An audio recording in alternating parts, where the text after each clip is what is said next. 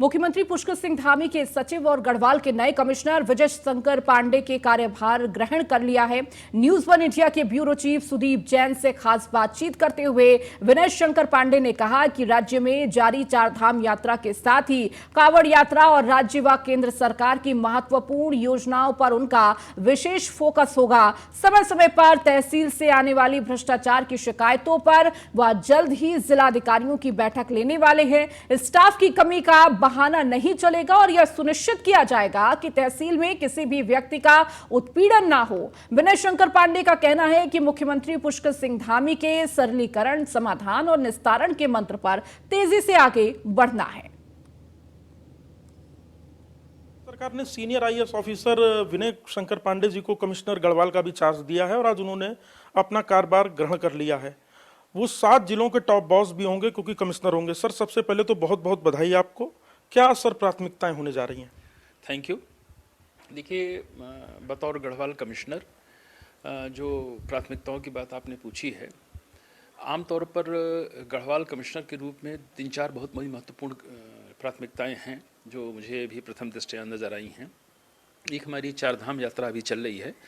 हालांकि बरसात के मौसम शुरू होने के कारण थोड़ा सा भी ये यात्रा हल्की सी कुछ कम हुई है, लेकिन ये यात्रा निरंतर चलती रहेगी और इस यात्रा को सुचारू रूप से चलती रहे।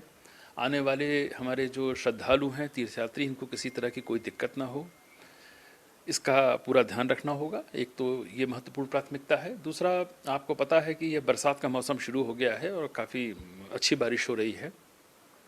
आमतौर पर बारिश के मौसम में आपदा की घटनाएं आती हैं। कहीं रोड बंद हो रही है, कहीं लैंडस्लाइड हो रही है। ऐसी स्थिति में अगर सड़कें बंद होती हैं तो यह सुनिश्चित करना कि सड़कें तत्काल खुलें। अगर सड़कें नहीं खुली हैं, कोई मेडिकल इमरजेंसी है, तो लोगों को, डॉक्टरों को वहाँ तक पहुँचाना या पेशेंट को वहाँ से कहीं अन्यत्र स्थान पर ले जाना, ये सभी चीज़ें हैं जिस पर भी एक हमारे प्राथमिकताओं में से है। 4 तारीख से हरिद्वार में एक कांवड़ यात्रा प्रारंभ हो रही है और आपको पता है कि कांवड़ यात्रा बड़ी ही चुनौतीपूर्ण होती है और पिछले वर्ष भी लगभग 4 करोड़ के लगभग हमारे शिव भक्त आए थे। यह यात्रा भी सुंदर ढंग से हो, निर्विघ्न ढंग से संपन्न हो और आने वाले कांवड़ियों को एक अच्छा अनुभव यहाँ से मिले, ये भी एक महत्वपूर्ण प्राथमिकताओं में से है। ये तो वो प्राथमिकताएं हैं जो हम लोगों के एक डेली रूटीन की हैं, जिसको कि हमें प्रतिदिन देखना है। सबसे महत्वपूर्ण है कि जो भारत सरकार की और माननीय मुख्यमंत्री जी की जो फ्लैगशिप स्कीम्स हैं प्रदेश सरकार की और कुछ माननीय मुख्यमंत्री जी द्वारा जो घोषणाएं की गई हैं, इनका सफल ढंग से क्रियान्वयन हो और जैसा माननीय मुख्यमंत्री जी का है, सरलीकरण, समाधान और संतुष्टि, उनके जो सूत्र हैं वो जन जन तक पहुँचे। भ्रष्टाचार मुक्त प्रशासन हो और हर व्यक्ति को सुलभ न्याय मिले, सस्ता न्याय मिले, प्रशासन उनके द्वार पर हो। माननीय मुख्यमंत्री जी लगातार इस चीज़ को जोर देकर कहते हैं कि हमारी जनता देवतुल्य है और उसे किसी भी प्रकार के कष्ट का सामना नहीं करना चाहिए। इन सब पर हम लोग ध्यान देंगे। कल आपने एक और टास्क बहुत आसानी से कर लिया और कोई अधिकारी एक नाराज थे, अब उन्होंने हालांकि चार्ज ले लिया। नहीं, ऐसा कुछ नहीं है। वो थोड़ी बहुत यंग ऑफिसर्स हैं, नए हैं, थोड़ी बहुत उनको नाराजगी ऐसी सच की नहीं थी और कुछ अब इश्यूज छोटे मोटे होते रहते हैं, लेकिन उसका समाधान हो गया। उन्होंने कार्यभार भी ग्रहण कर लिया। सर, आप कमिश्नर हैं, आप जिलाधिकारी भी रहे हैं। सर, तहसीलों को लेकर बहुत शिकायत है।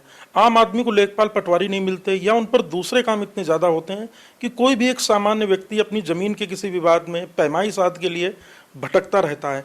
तो क्या कर्मचारियों की कमी भी एक विषय है या अन्य कार्यों की व्यस्तता को आप विषय मानते हैं?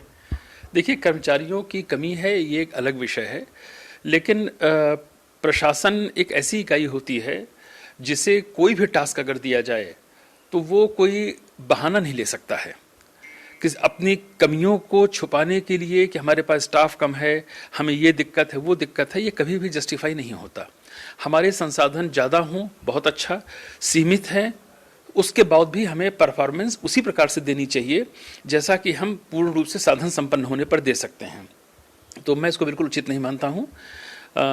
संसाधन पर्याप्त हैं प्रदेश में, ठीक है, अगर कहीं स्टाफ की कमी है, उनकी चयन प्रक्रिया चल भी रही है, शीघ्र ही वो भी पूरी होगी, लेकिन उसके आधार पर हमारी आम जनता को कोई दिक्कत हो, ये बिल्कुल बर्दाश्त योग्य नहीं है और न इसको टॉलरेट किया जाएगा। और ये आने वाले समय में मैं सभी डीएम्स के साथ, सीडीओस के साथ इस पर विस्तृत चर्चा भी करूँगा। किसी भी पब्लिक को किसी भी सरकारी दफ्तर में किसी भी प्रकार के शोषण का शिकार नहीं होने देना है, यह सुनिश्चित किया जाएगा। और यदि इसमें कोई संलिप्त पाया जाएगा तो उसके विरुद्ध कठोर कार्रवाई होगी। आपको पता है कि माननीय मुख्यमंत्री जी ने 1064 का एक बहुत ही ज़बरदस्त अभियान चलाया है। सभी सरकारी दफ्तरों में विजिलेंस के जो कॉन्टैक्ट नंबर हैं, बोर्ड्स लगाए जा रहे हैं, और अगर कोई इस प्रकार की हिला हवाली करेगा या किसी तरह का भ्रष्टाचार में लिप्त होगा तो कठोर कार्रवाई उसके विरुद्ध होगी। तो आप थे विनय शंकर पांडे, जिन्होंने बहुत दो टूक कहा है कि सरकार की जन कल्याणकारी योजनाओं को जन जन तक समय तक पहुंचाना है और तहसीलों के सिस्टम को और बेहतर करना उनकी प्राथमिकता होगी। भ्रष्टाचार पर जीरो टॉलरेंस की नीति जारी रहेगी। कैमरा सहयोगी अंजीत के साथ सुदीप जैन, न्यूज़ 1 इंडिया, देहरादून।